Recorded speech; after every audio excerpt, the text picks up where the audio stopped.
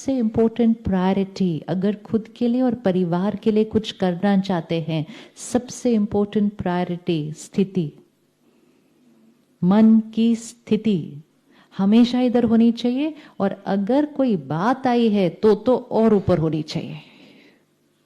जरूरत तो ये है कि अगर हम रोज यहां हैं नॉर्मल पे, और अगर घर की बात में कोई ऐसे आया तो हमको और ऐसे जाने की जरूरत है, तब हम और ऐसे जाने की जरूरत है, लेकिन नीचे नहीं आ सकते। वो कैसे होगा? अगर हम सारा दिन जीवन की नॉर्मल बातों में, बातें इधर होंगी, लोगों का व्यवहार इधर होगा। अगर हम हर एक बात और हर एक सिचुएशन में हम सिचुएशन के हिसाब से हिलते गए, कभी नाराज, कभी उदास, कभी परेशान, कभी चिंता, तो हमारी इक्वेशन क्या हो गई? जैसी परिस्थिति, तो विच मीन्स परिस्थिति हमें अपने पास लेकर आती है। होना क्या चाहिए? होना क्या चाहिए? हम यहां होंगे, परिस्थिति को लेकर आएंगे। ये उस दिन नहीं हो सकता जिस दिन घर में कोई बात आएगी, ये उस दिन नहीं कर सकता कोई भी।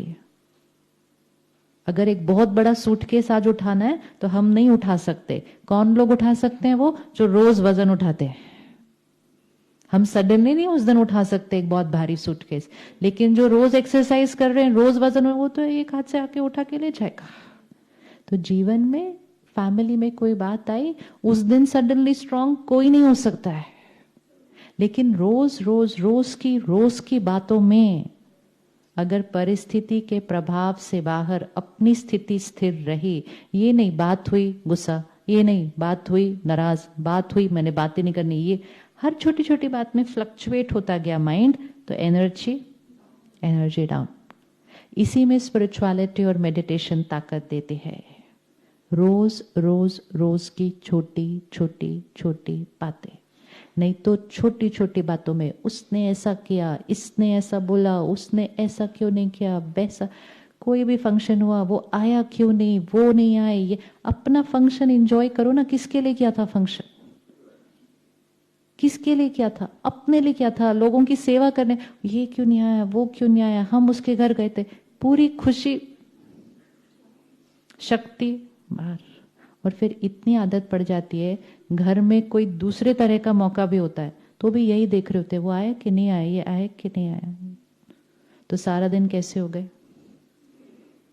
जैसे कि लोगों के आने से हमारी रिस्पेक्ट बढ़ रही है, तो बैटरी क्या हो गई फिर? एकदम डाउन। तो रोज की चीजों में जितना हम रोज ज्ञान को अपने अंदर भरते हैं, परमात्मा का ज्ञान जितना स्टडी करेंगे, तो वो रोज की मन की खुराक हो जाती है। जितना हम बीमार होंगे, मतलब आत्मा कमजोर, तो परिस्थिति हम पर हावी होगी।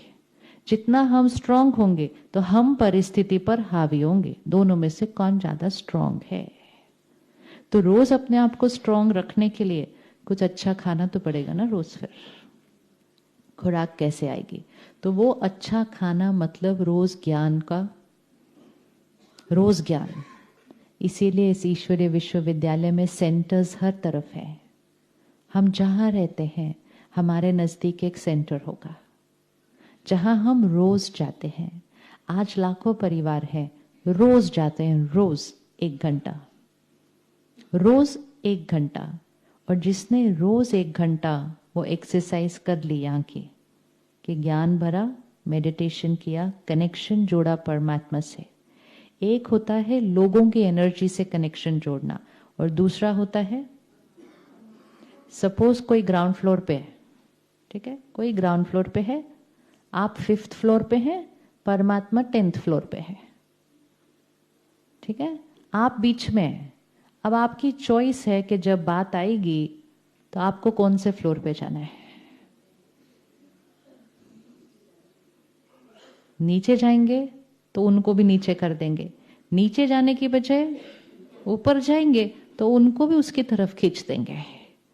लेकिन प्रॉब्लम आने वाले दिन ऊपर जाने वाला बटन वर्क नहीं करेगा। ऊपर तब जा पाएंगे अगर रोज ऊपर जाएंगे। रोज ऊपर जाएंगे मतलब रोज उससे कनेक्टेड हैं। अपने जीवन की हर बात में उससे कनेक्टेड हैं, हर कर्म करने से पहले उससे कनेक्टेड हैं, मतलब हर चीज में उसकी शक्ति को अपने अंदर लेते जा रहे हैं, तो उसकी एनर्जी फील्ड हमारी एनर्जी में आ जाएगी। इसीलिए डेली, कोई भी चीज कभी कभी नहीं। 6 दिन एक फ्लोर पे और फिर सडनली 7वें दिन उस फ्लोर पे, वो वर्क नहीं करेगा। रोज रोज रोज। आज लाखों परिवार हैं जो सेंटर पे रोज आते हैं, रोज आते हैं, घर संभालते हैं, काम करते हैं, लेकिन 1 घंटे के लिए रोज आते हैं। वो 1 घंटा रोज आना, तो आत्मा को प्रैक्टिस क्या होती गई? ऊपर कनेक्शन, ऊपर कनेक्शन, कनेक्शन, हर बात में वहां से शक्ति, वहां से ज्ञान, वहां से राय। तो फिर प्रभाव किसका पड़ना शुरू हो जाता है? इधर की एनर्जी का प्रभाव नहीं पड़ेगा, उधर की एनर्जी का प्रभाव पड़ेगा। जब उधर की एनर्जी का प्रभाव पड़ेगा तो हमारे से हमारे घर वालों पे भी वो एनर्जी का प्रभाव पड़ेगा। इसलिए घर में एक चाहिए। अगर हर घर में एक फैमिली मेंबर मेडिटेशन रोज करे तो घर में कौन सी एनर्जी वाइब्रेट हो जाएगी? अगरबत्ती तो एक ही जना जलाता है ना, अगरबत्ती एक ही जना जलाता है, लेकिन वो एक जना जो वाली अगरबत्ती चूज करेगा, खुशबू तो जब हम कहते हैं हम सब कुछ अपनी फैमिली के लिए कर रहे हैं, अपने बच्चे के लिए कर रहे हैं, तो सबसे ज्यादा तो हमारी फैमिली को इस टाइम किस चीज की जरूरत है? High energy, high energy. अचानक का मौसम चल रहा है, अचानक कुछ भी हो जाता है, अचानक शरीर को कोई बात आती है, अचानक जॉब में कुछ बात आती है, अचानक रिश्तों में कुछ, अचानक अचानक है। उस अचानक के लिए हमें उनको शक्ति देनी है। हर घर में एक जना चाहिए जो मेडिटेशन करके घर की एनर्जी को क्या कर दे?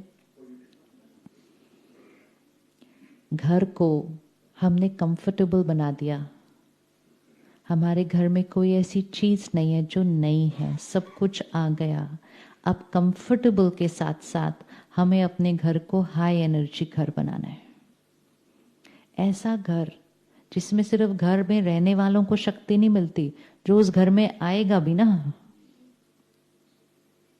उसको भी आते ही ऐसे महसूस होगा जैसे किसी मंदिर या आश्रम में आए, क्योंकि घर में हाई एनर्जी है। मंदिर की एनर्जी कैसे बनती है? वहां जाने वाले मन से बनती है। घर की एनर्जी कैसे बनती है? वहां रहने वाले घर से बनती है। अब वहां रहने वालों की एनर्जी कैसे बनेगी? जो वो चूज करेंगे। अगर सब लोग कहेंगे चिंता, गुस्सा, फिर आपस में कुछ कुछ कुछ कुछ, तो हमारे घर की एनर्जी कैसी है? डाउन। डाउन एनर्जी क्रिएट करके उसी के अंदर रोज रहना है।